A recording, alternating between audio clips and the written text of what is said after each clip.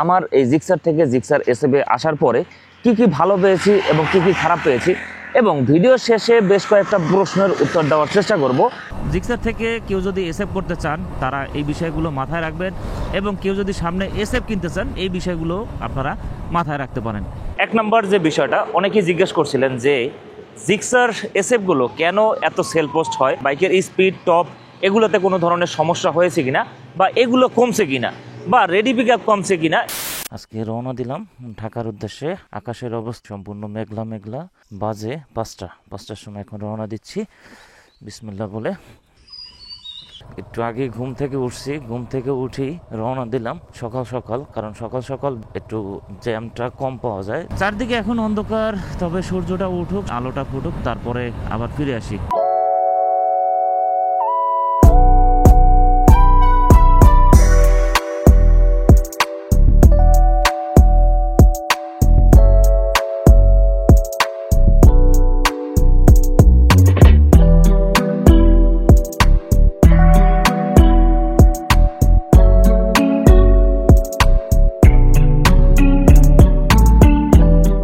আসসালামু আলাইকুম, সবাইকে শুভ সকাল জানিয়ে শুরু করতেছি। আজকে আমি আপনাদের সাথে ভিন্ন ধরনের কিছু বিষয় আলোচনা করার চেষ্টা করব, যেটা হলো আমার এই জিক্সার থেকে জিক্সার এসএফে আসার পরে কি কি ভালো পেয়েছি এবং কি কি খারাপ পেয়েছি, এবং ভিডিও শেষে বেশ কয়েকটা প্রশ্নের উত্তর দেওয়ার চেষ্টা করব।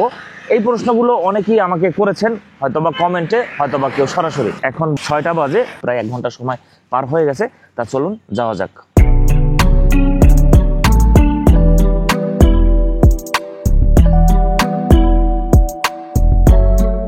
চলে আসলাম বরিশাল সদরের কাছাকাছি। এখন বরিশাল সদরটা পার হয়ে তারপর আপনাদের কাছে ফিরে আসি। জিক্সার থেকে জিক্সার এসএফে আসার পরে বেশ কয়েকটা সমস্যা পেয়েছি এবং কয়েকটা ভালো দিকও পেয়েছি। তবে এর মধ্যে 5টা ভালো দিক এবং 5টা খারাপ দিক আপনাদের সাথে আজকে বলার চেষ্টা করব। এর মধ্যে লং ট্যুর পাশাপাশি সিটি রাইড সব কিছুই দেওয়া হয়েছে আমার এই এসএফ নিয়ে। 14,600 কিলোমিটার মতো এখন পর্যন্ত চালানো হয়েছে। এর মধ্যে হয়তো 2,000-এর বেশি আমার এসএফ ব্যবহার করা হয়েছে, মানে এসএফ করার পরে চালানো হয়েছে। জিক্সার থেকে জিক্সার এসএফে আসার পরে প্রথম যে সমস্যাটা বা প্রথম যে জিনিসটা আমি ফিল করেছি সেটা হলো বাইকের মাইলেজ। জিক্সার যখন আমি এর আগে চালিয়েছি এভারেজ মাইলেজ 40-45 মাঝামাঝি পর্যায়ে আসলে পেতাম, কিন্তু এসএফ করার পরে বাইকের মাইলেজটা আমার কাছে মনে হইতেছে যে 35 বা 40-এরও কম, এইরকম আমি মাইলেজ পাচ্ছি। ঈদের ছুটিতে বাড়ি আসলাম, তখন আমি ট্যাঙ্কি ফুল লোড করে নিয়ে আসছিলাম, হিসাব করে দেখলাম যে আমি মাইলেজ পেয়েছি 37-এর একটু বেশি। জিক্সার নেকেড স্পোর্টসে মোটামুটি ভালো মাইলেজ পেলেও কিন্তু এসএফে ভালো মাইলেজটা পাওয়া যায় না, যেটা আমি কয়েকবার টেস্ট করে দেখেছি। এখন অনেকেই যারা জিক্সার থেকে জিক্সার এসএফে করতে চাচ্ছেন এইটা কিন্তু মাথায় রাখবেন, মাইলেজটা কিন্তু ড্রপ করতে পারে। 2 নম্বর যে খারাপ দিকটা আমার কাছে লেগেছে সেটা হলো বাইকের হিটিং ইস্যু বা ইঞ্জিন হিটিং ইস্যু। যেহেতু এটা একটা এয়ারকুল ইঞ্জিন, প্রাকৃতিক বাতাসে এটা ঠান্ডা হবে। বাতাসটা যদি ঠিকঠাক মতো ইঞ্জিনে না লাগে তাহলে কিন্তু ইঞ্জিনটা বেশি পরিমাণ গরম হয়, পাওয়ার লস করে। তবে আমি এখন পর্যন্ত বাইকের ইঞ্জিন থেকে কখনোই পাওয়ার লস পাইনি, মানে এসএফে আসার পরে ভালোই চলছে, কিন্তু পায়ে অনেক পরিমাণ তাপ লাগছে, যে জিনিসটা আমি নিজে অনুভব করতে পারছি। তাই আগের থেকে একটু ইঞ্জিনটা একটু বেশি পরিমাণ গরম হচ্ছে, যেটা আমি এখন অনুভব করতে পারছি। এখন আসি 3 নম্বর যে সমস্যাটা, সেটা হলো হ্যান্ডেলবার ভাইব্রেশন। এই হ্যান্ডেলবার ভাইব্রেশনটা প্রচণ্ড পরিমাণ, যেটা এইরকম ভাইব্রেশন আমি কোনো গাড়িতে এখন পর্যন্ত পাই নাই। লাস্ট সিভিয়ারটায় হালকা কিছু পাইছিলাম, যেটা লো আরপিএমে ভাইব্রেশনটা হয়, কিন্তু হাই আরপিএমে গেলে সেই ভাইব্রেশনটা আর ফিল পাওয়া যায় না। কিন্তু এই জিক্সার এসএফে লো আরপিএমে ভাইব্রেশন হয় না, হাই আরপিএমে গেলেই ভাইব্রেশনটা অনেক বেশি পরিমাণ ফিল হয়। এই ভাইব্রেশনটা বেশ কয়েকটা কারণে হতে পারে, যেটা আমি পরবর্তী কোনো ভিডিওতে আপনাদের সাথে বলার চেষ্টা করব, বা এটা একদম ফিজিক্যালি দেখানোর চেষ্টা করব। কিন্তু তারপরও এই 3 পার্ট হ্যান্ডেলবারে হালকা ভাইব্রেশন সেটা তো থাকবেই, কিন্তু তারপরও এই এসএফে মানে এই জিক্সার থেকে এসএফে আসার পরে আমার কাছে ভাইব্রেশনটা অনেক অনেক পরিমাণ বেশি মনে হয়েছে।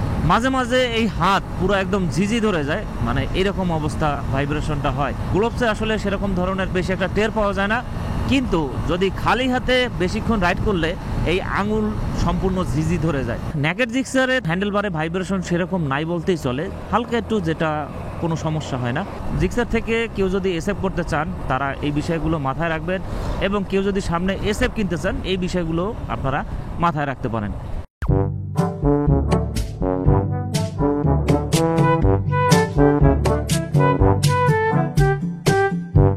4 নম্বর যে খারাপ দিকটা আমার কাছে লেগেছে, হেডলাইটটা জিক্সার নেকেড স্পোর্টসের থেকে একটু বড়। তারপর সামনে একটা কেলাম্বার থাকে যেটার উপরে হেডলাইটটা বসে, প্রায় 10 থেকে বেশি, আরও 10-12 কেজির মতো ওয়েট এই নেকেড স্পোর্টস থেকে এসএফে অনেক বেশি। এই জন্য সামনের দিকের জায়গাটা বা সামনের দিকটা একটু বেশি ওজন মনে হয়, একটু ভারী মনে হয়। তবে ভারী মনে হলেও বাইকের কন্ট্রোলিং কোনো ধরনের অসুবিধা হয় না, বাইকের কন্ট্রোলিং ব্রেকিং খুবই ভালো। কিন্তু বাইকে যখন ব্রেক ধরা হয় বা সামনের চাকাটা যখন ব্রেক ধরা হয় তখন পিছনের চাকাটা আগের থেকে একটু বেশি স্কিড করে, যেটা আমি আসলে টের পাইছি। এর আগে যখন আমি নেকেড স্পোর্টস চালাইছি পিছনের চাকাটা হালকা একটু স্কিড করছে, সামনেরটা যদি একটু বেশি ব্রেক ধরি তাহলে পিছনের চাকাটা আগের তুলনায় একটু বেশি স্কিড করে, যেটা আমার কাছে মনে হয়েছে।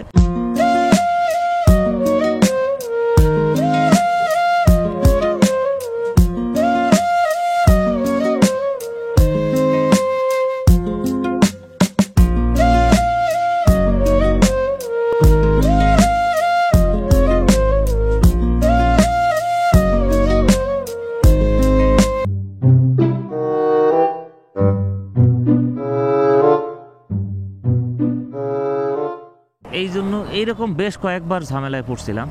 এখন সর্বশেষ যে বিষয়টা আপনাদের সাথে শেয়ার করব, 5 নম্বর যে বিষয়টা, সেটা হলো যারা জিক্সার থেকে এসএফে কনভার্ট করতে চাচ্ছেন অথবা এসএফ কিনতে চাচ্ছেন তাদের জন্য বড় একটা সমস্যা, যেটা হলো লং রাইডে হালকা একটু ব্যাক পেইন অনুভব হয়, যেটা আমি নিজে টের পেয়েছি। লোকেশন থেকে বরিশাল আমার গ্রামের বাড়ি প্রায় 258 থেকে 274-75 কিলোমিটার আমার শ্বশুর বাড়ি পর্যন্ত। গতবার বা এবারও যখন আসছি আমার কাছে হালকা একটু ব্যাক পেইন মনে হয়েছে। এটা হালকা একটু লিন হয়ে বসতে হয়, আর এটার সিটিং পজিশনও মোটামুটি ভালো। আমি বেশ কয়েকটা স্পোর্টস বাইক ট্রাই করে দেখেছি, সবগুলো থেকে এসএফের যে সিটিং পজিশন অনেকটাই আপরাইট। এইটা যেহেতু সেমি একটা স্পোর্টস বাইক, মোটামুটি হালকা একটু লিন হয়ে বসতে হয়, যার কারণে হালকা একটু ব্যাক পেইন হওয়ার সম্ভাবনা থাকে। চলে আসলাম ভাঙাতে, এখন এখানে বসে খাওয়া দাওয়া যা আছে সব কিছু করতে হবে।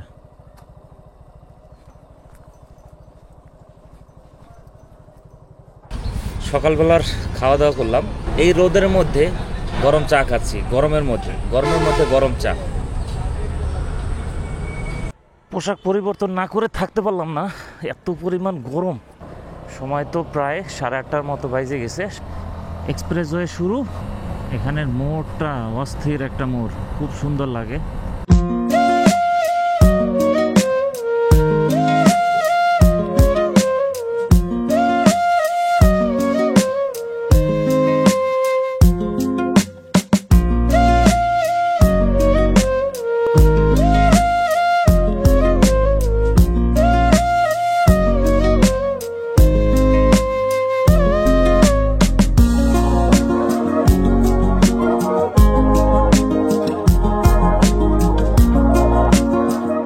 এতক্ষণ জিক্সার এসএফ বাইকের খারাপ 5টা বিষয় বলছি, প্রত্যেকটা বাইকের ভালো মন্দ মিলিয়েই একটা বাইক তৈরি হয়।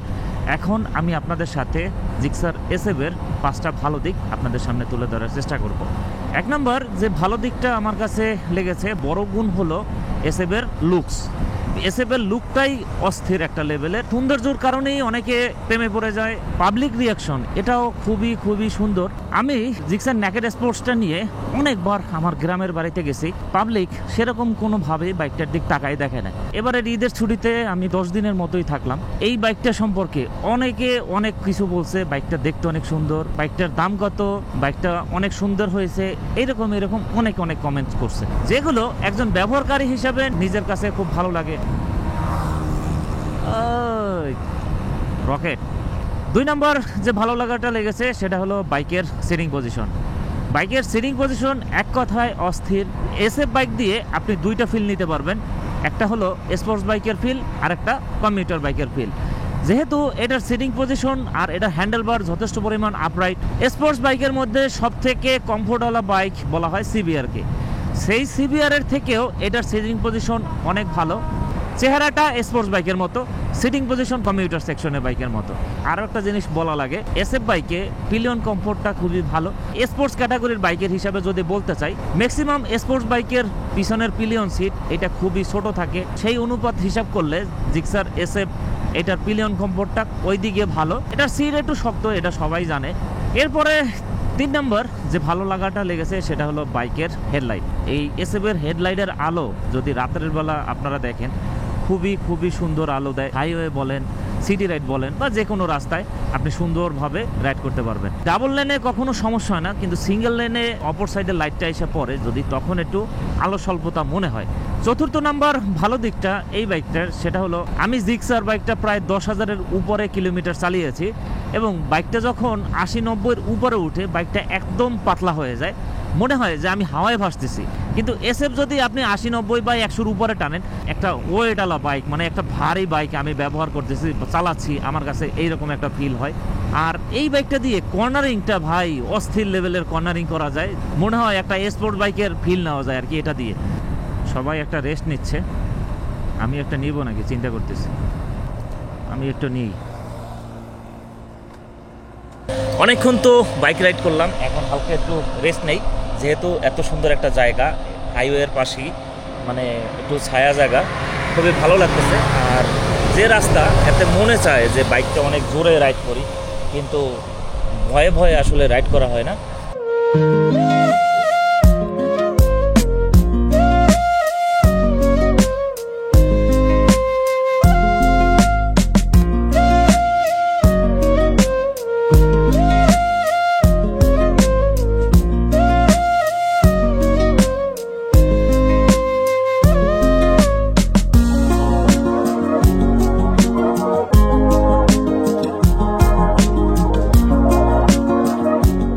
পঞ্চম যে জিনিসটা আমার কাছে ভালো লেগেছে সেটা হলো এই সামনের হালকা একটু ভাইজার। এর আগের বাইকটার খারাপ অংশ নিয়ে বা খারাপ দিকগুলো নিয়ে আমি একটা ভিডিও করছিলাম, যেটার মধ্যে আমি বলছিলাম যে ওইটার সমস্ত বাতাসটা বুকে এসে বাড়ি খায়, কিন্তু এই এসএফ চালানোর সময় এই বাতাসটা সম্পূর্ণ এসে বুকে এসে লাগে না। আর হালকা একটু ভাইজারের কারণে বাইকটার লুকিংটাও কিন্তু অন্যরকম লাগে।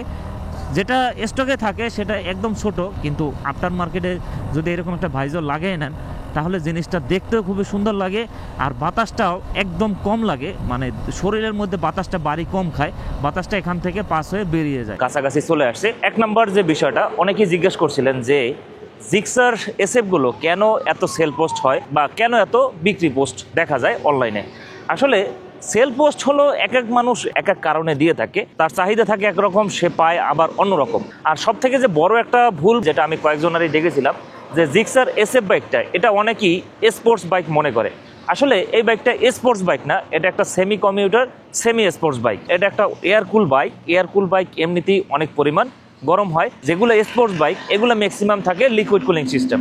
এই জন্য আসলে এইসব বাইক থেকে পারফরমেন্সটা ভালো পাওয়া যায়, কিন্তু অনেকেই ভুলবশত স্পোর্টস বাইকের ফিল নেওয়ার কারণে অনেকে এই এসএফ বাইকগুলো কিনে থাকে, যার কারণে পরবর্তী সময় বিক্রি করে দেয়। এরপরে দ্বিতীয় যে প্রশ্নটা, নেকেড জিক্সার থেকে এসএফ করার পরে বাইকের স্পিড, টপ এগুলোতে কোনো ধরনের সমস্যা হয়েছে কিনা, বা এগুলো কমছে কিনা, বা রেডি পিক আপ কমছে কিনা। জিক্সার নেকেড থেকে জিক্সার এসএফ করার পরে স্পিডিংয়ে বা রেডি পিক আপে সেরকম কোনো আহামরি পরিবর্তন বুঝি নাই।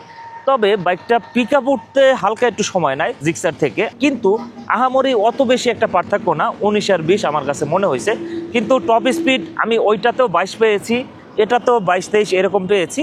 টপ স্পিড নিয়ে আমি এরকম কোনো ভিডিও করতে চাই না, তাই এগুলো আসলে দেখাতে চাই না, এগুলো আমি অফলাইনে করার চেষ্টা করছি। আর এটাতেও টপ স্পিড আরও বেশি পেয়ে যেত, যেহেতু এটা একটু লিন হলে স্পিডটা অনেক বেশি ওঠে। যাই হোক, আজকের এই ভিডিওতে অনেক কিছুই আপনাদের সামনে আলোচনা করেছি। ভিডিওটা কেমন লাগছে অবশ্যই কমেন্ট করে জানাবেন। আপনাদের সাথে দেখা হবে পরবর্তী কোনো নতুন ভিডিওতে, নতুন কোনো বিষয়। সবাইকে আসসালামু আলাইকুম।